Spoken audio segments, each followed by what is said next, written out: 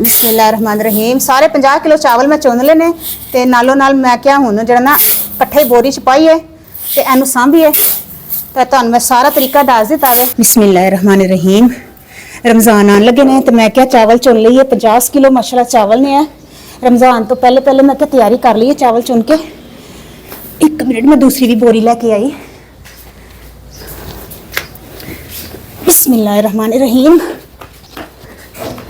असल च दो दे विच पाए दे ने 25-25 किलो क्योंकि मेरे को चुके नहीं समझाते ना तो भरा क्या सी अलग अलग कर दे। अच्छा बिस्मिल्लाहिर्रहमानिर्रहीम।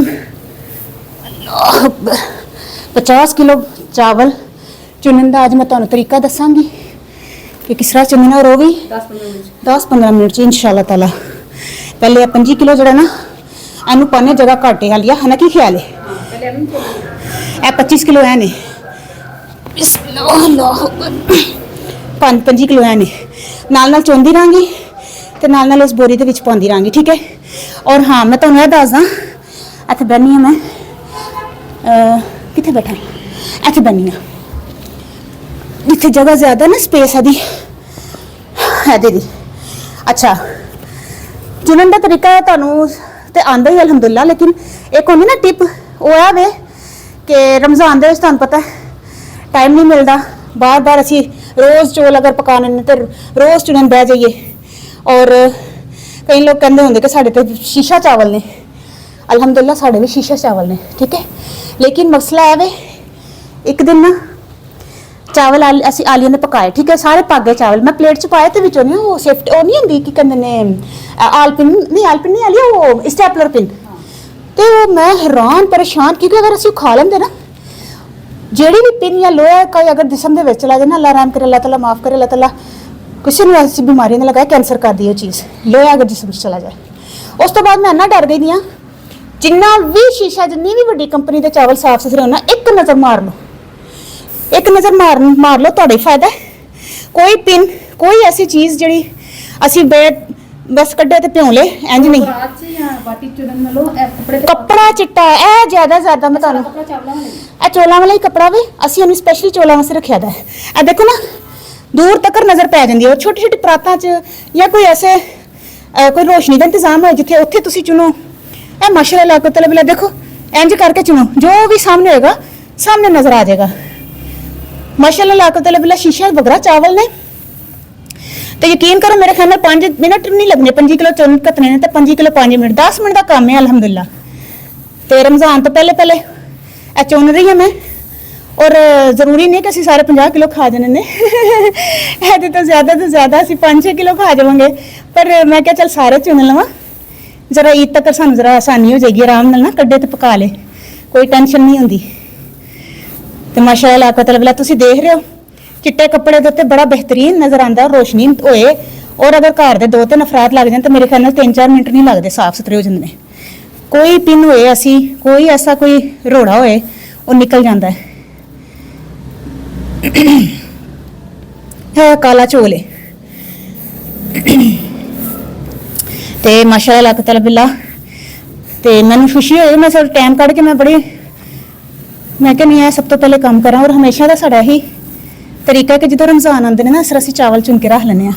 और सन की बोरी है ना जी सन की बोरी तुम देखा है मैं जिद घसीट के लैके आई हाँ ये रखो कराची जैसे शहर के ना कीड़ा लग जाता चौलों च आए ना पंजाबों तुहानू पता ही असी पंजाबों मंगाने है ना तो मैं पहले भी दसी सी वीडियो तो सन की बोरी है हाई में मिलती नहीं पई हूँ ए ना असी घर से थैला सीता 25 किलो जिद पाए ने वो बोरी नहीं पी मिलती मसा लैके आए तो 100 किलो की बोरी है उन्हें ना जो मैं चुन लाँगी ना एक च पा दाँगी।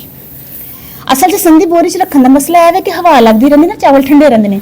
अजकल आ रहे हैं 50 किलो का तोड़ा जो आता ना वो आता है नैलन की बोरी छना लिया वो बड़ी जल्दी कीड़ा लग जाता है। तो यह जो ना संधी बोरी च रखोगे ना चावल ठंडे रहते थोड़े कीड़ा नहीं लगेगा। और हाँ और ठंडी जगह पर रखो किचन च नहीं रखना चाहिए।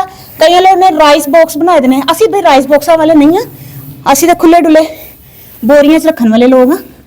राइस बॉक्स के भी सुसरी पै जाती एक लाल वाली तो चिट्टी वाली है ना लिया वो बड़ी भैड़ी हो जाती है चुनते रहो कटते रहो तो बड़ा मसला हो जाता है। लाल वाली ना ढोडा पे आ जांदे चिट्टी होंदी बैठी रहंदी ओ वजनी होंदी ना बह जांदी है ਲਾਲ ਵਾਲੀ ਤੇ ਫਿਰ ਫੋਕੀ ਹੋ ਜਾਂਦੀ ਨਾਲ ਹੀ ਉੱਤੇ ਆ ਜਾਂਦੀ ਹੈ। ਤੇ ਦੇਖੋ ਮਾਸ਼ਾਅੱਲਾ ਤੁਹਾਨੂੰ ਮੈਂ कैसी टिप दसी है कि ਤੁਸੀਂ ਅਗਰ ਚਾਵਲ 50 ਕਿਲੋ ਕੀ 100 ਕਿਲੋ ਵੀ ਚੁਣੋਗੇ ਨਾ ਤੇ ਤੁਹਾਡੇ ਮੇਰੇ ਖਿਆਲ ਨਾਲ 5 7 8 10 ਮਿੰਟ ਚ ਚੁਣ ਲੋਗੇ ਜ਼ਿੰਦਗੀ ਚ ਅਗਰ ਤੁਸੀਂ ਹਾਂ ਉਹੀ ਨਾ देखो हालांकि मैं कह रही ना साफ में फिर भी नजर मार लो तो छोटे छोटे 2-3 कोई काले चोल कोई चीज निकली है और खास तौर पे हाँ खास तौर पे पिन का ख्याल करना प्लीज पिन ना कोई पेट च चली जाए तो नुकसान कर दी आ जा हाली जरा थोड़ा है 2 मिनट हाँ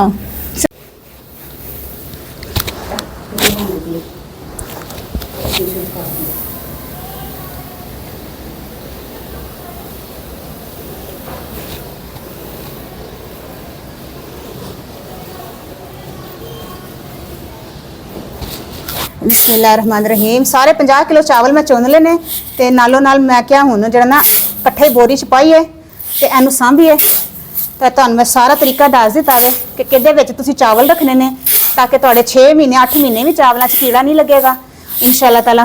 और तुसीं अपनी सेहत का ख्याल करो। तुहानूं मैं दस्सिआ अंदरों दी इहदे च कुछ भी ऐसी कोई चीज़ निकल सकती है कि जो अगर असीं खा लईए तो खतरनाक बीमारी लग सकती है। ठीक है तो माशाअल्लाह हुण तुसीं मैनूं इजाज़त दो कि साड़ा काम हो गया अलहमदुलिल्लाह। ठीक है ओके मैं सारी बोरी विच पा रही हूँ फिर इंशाअल्लाह किसी वीडियो से मिलने हैं। ओके अल्लाह हाफिज़।